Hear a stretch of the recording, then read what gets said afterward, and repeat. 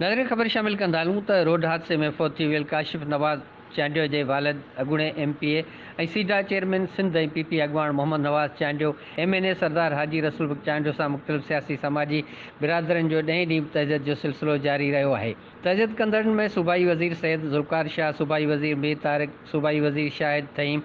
MNA Naveed कमर, तारिक शाह ॼामोट, मलक Asad Sikandar, Alauddin जुणेजो, Kheldas कोस्तानी, senator करीम Khwaja, Irfan लगारी, MNA Mir Ghulam Ali Talpur, एजाज़ जखरानी, साजिद बामण, Mahesh Kumar मलाणी,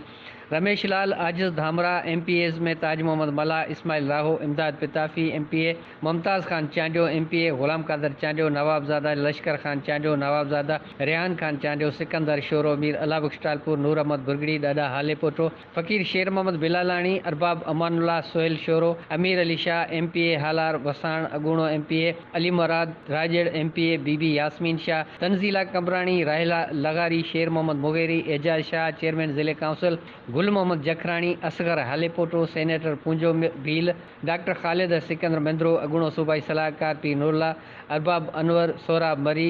DG Salman Shah, secretary doctor Hafeez Sayal, secretary Asif Memon, DC Badin Yasir भट्टी, DC टनो Mohammad Khan समेत मुख़्तलिफ़ बिरादरियुनि जे माण्हुनि तहज़ीत कई ऐं तहज़ीत जो सिलसिलो पिणु जारी आहे।